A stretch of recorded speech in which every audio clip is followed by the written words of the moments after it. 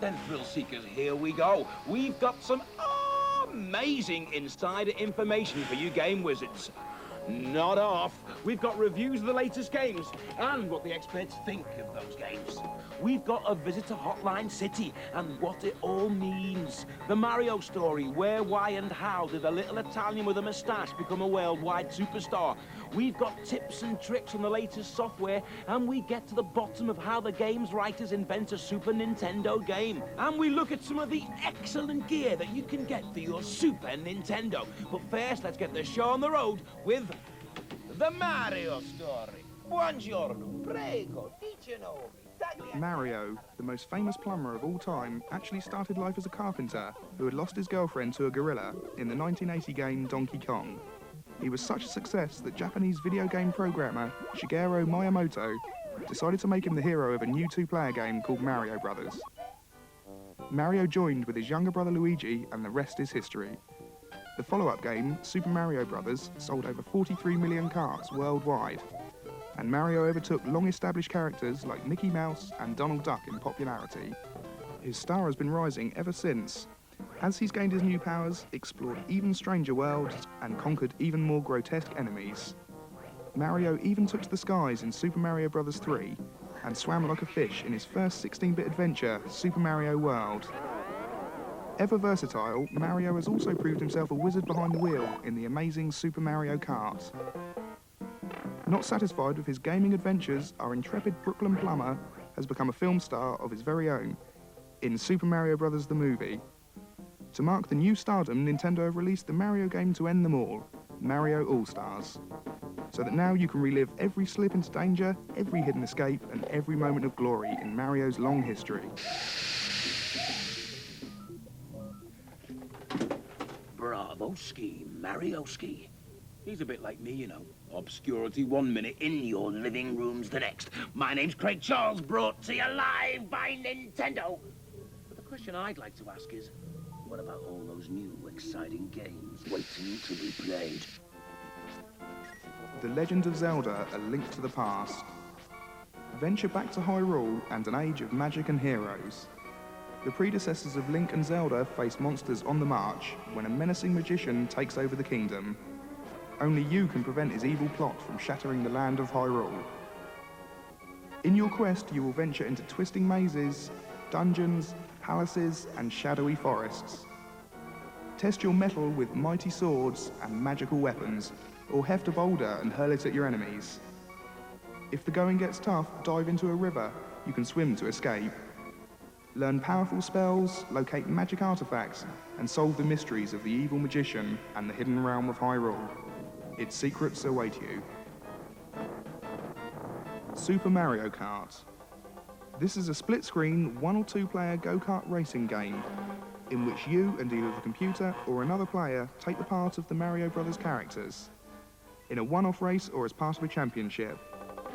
Those of you familiar with all of the Mario games will notice that the tracks are made up of different scenes from previous games, such as castles and ice levels. You can also have great fun with the battle mode, in which 2 players play a form of bumper cars in order to burst one of the 3 balloons attached to the cart. This is one of the best racing games ever and definitely not to be missed. Star Wing. This is the first game to use the Super FX chip. You are the pilot, Fox McCloud, commander of a squadron called the R-Wing.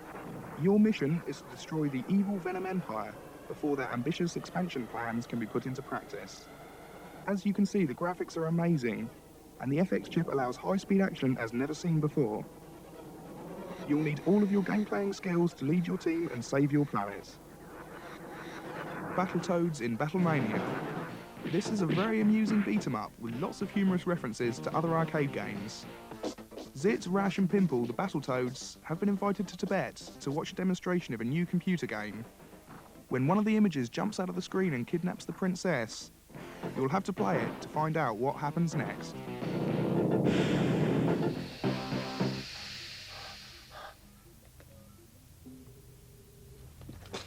Well, I think it's about time I beam down to meet the Hotliners.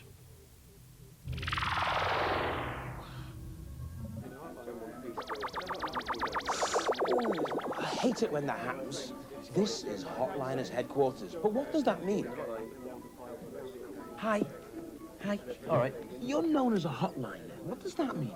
Hotliner is someone who has played and completed all NES, Game Boy and Super Nintendo games, as well as helping the consumer with information on games already out and forthcoming releases. So what's this game you're playing now? At the moment, I'm playing Street Fighter 2 Turbo. He's playing Street Fighter 2 Turbo and getting paid for it. It's like he's died and gone to heaven. So what do the kids want to know about this game, then? The main question is how to do the special moves with the bosses. Show us a move, then. But the one I'll show you is the torpedo roll using Bison. What you have to do is hold back for 2 seconds and forward punch. Marvellous. The hotliners, on average, take 1,400 calls a day. That's 10,000 calls a week. That's over 500,000 calls a year. That's a whole lot of yak, yak, yak. Yeah, you got some cobwebs on you. How long have you been here? 3 years. 3 years? Yep. So what's your favourite game at the moment, then? My favourite game at the moment must be Starwing. Starwing, good game, good game. Bad. Come here. Have you been on Games Master and Games World and all that? I've done my bid. So you're a bit of a megastar then? Well, you know. Tell me, let me on the gen. What would I have to do to be a hotliner? I'll take you on a wing. Under your wing. Years of training. Training. And then one day, synchronicity, the whole lot, Coordination. you'll be able to be a hotliner. A hotline. Constantly caring. Caring, loving. Giving. Constantly. So, do you think I could be a hotliner? Maybe. I could take you under my wing. It's hard work, though. You know, we've got a team of experts working round the clock, training us. And you've got to care, because we constantly care. And you've got to have coordination and synchronicity. You've got to be well-mannered, good with people. Communicative. It's essential. Okay, I haven't got the big-time edge. I haven't got the total coordination and communication skills you need to make it as a hotliner. I can live with that. Time to review some games. Guide Aladdin and Abu through their quest to defeat the evil Jaffa. This is a Capcom and Disney game that features excellent cinematic graphics, superb sound, and amazing background. There is a password facility and bonus screens. This game will keep you interested forever. Sure to be a hit.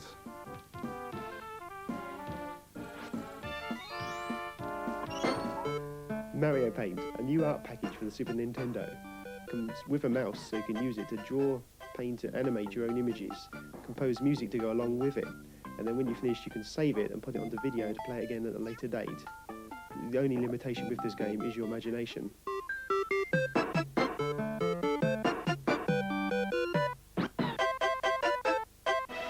Nigel Mansell's World Championship Racing is the best simulator available for the Super Nintendo at this time.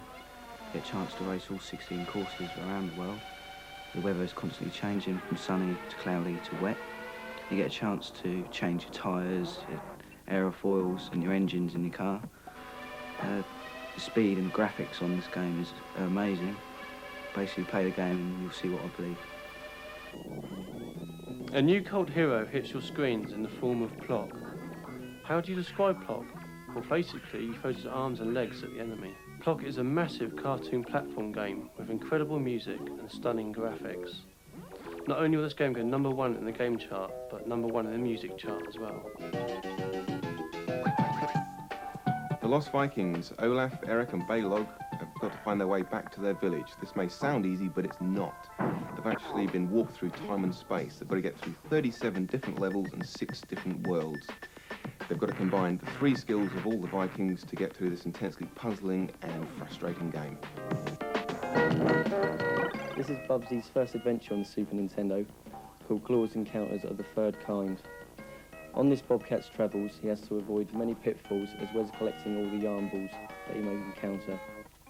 This 16 meg cart has great music and graphics, as well as some of the best speech I've ever seen on the Super Nintendo. He has become a cult hero in America and looks like doing the same in the UK. These games are pretty fantastic, but what always amazes me, and I'll share this with you, is how they fit all the music, visuals, excitement, and all-round top-quality entertainment into one tiny cartridge. So how did we get all of that into this? I think an interesting thing to do, first of all, is to go back a couple of years when we first thought, shall we do a racing game? We knew racing games were very popular, and we thought we had the expertise and the programming skills to do a very good racing game. So we said, yeah, let's do a racing game. The next question we asked ourselves, is there a personality? Is there an endorsement we can add to the game which is going to make it even more exciting? We knew Nigel Mansell was doing well in the World Championship at that time. He wasn't World Champion at that time, but we thought he might be.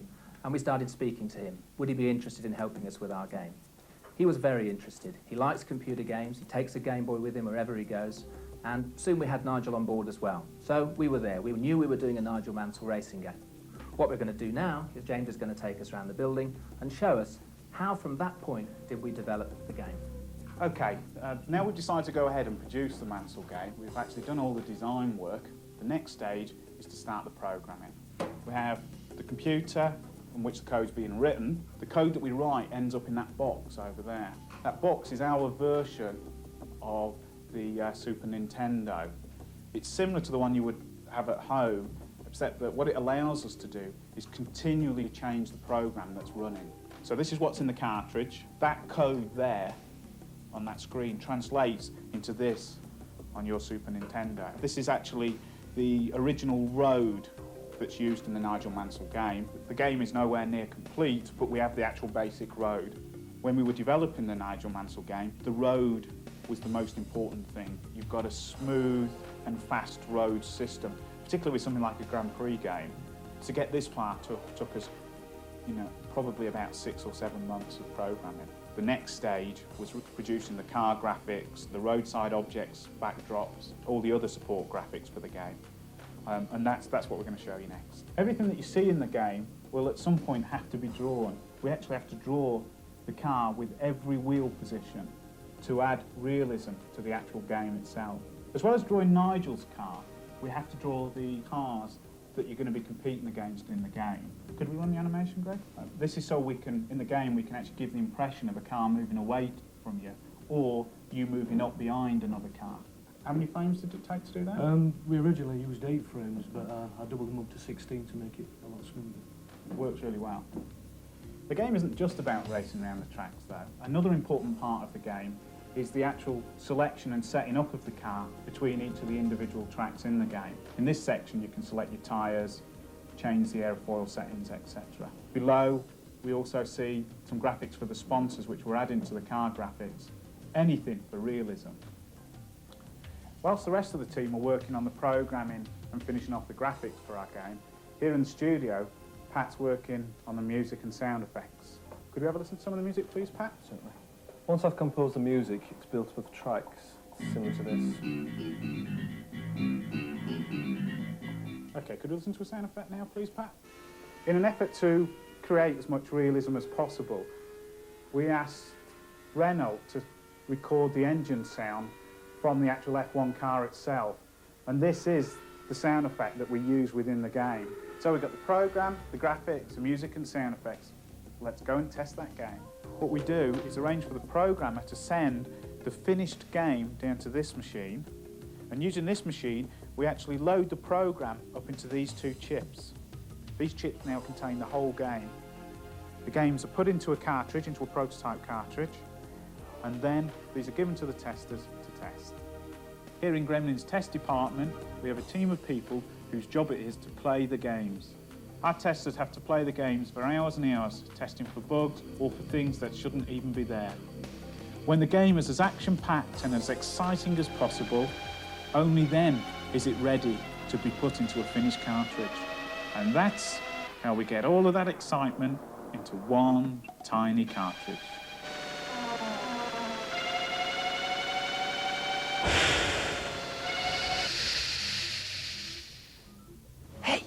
Come here. This is between me and you, right? What I want to know is, how can you cheat at some of the games? Don't breathe a word.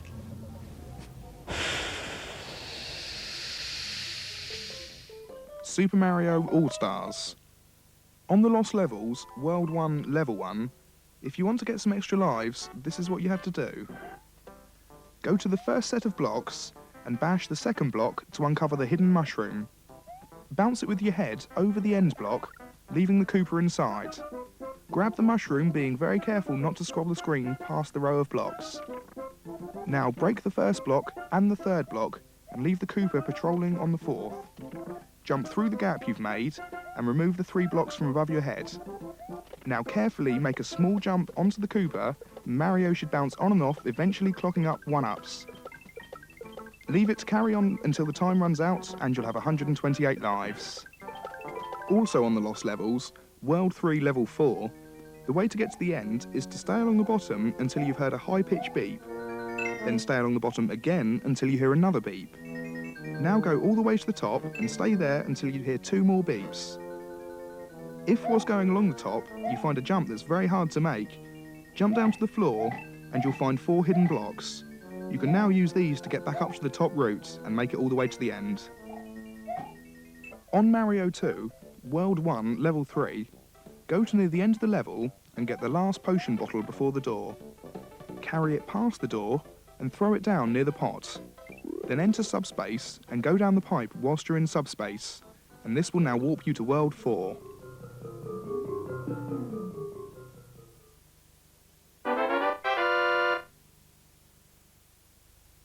Mario 3. On Mario 3, World 1, Level 3, you'll find near the end of a level a white rectangular block in the air. Jump onto this and kick the turtle off. Now kneel down on the block until you fall through and land behind the scenery. Now run to the right as if you were going to complete the level, but instead of finishing the level, it will take you to a secret mushroom house, and inside this mushroom house is a warp whistle.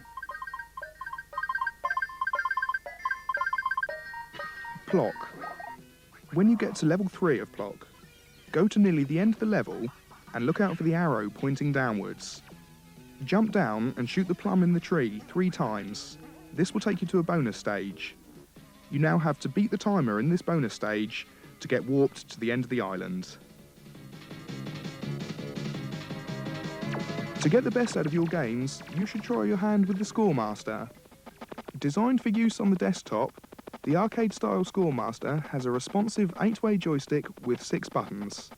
These are oversized for ease of use and have an auto-fire switch for each button. The Scoremaster also features a slow-motion operation with 2 speeds. So whether it's quick or slow, the Scoremaster will put an extra kick into your game. There is also a great accessory known as the Nintendo Scope. This is an amazing piece of gear which is an infrared firing machine, laser accurate to 1 television pixel. There are some great games specially designed for this ballistic bazooka, like Battle Clash and Yoshi Safari. Why not get one for your shoulder and start blasting?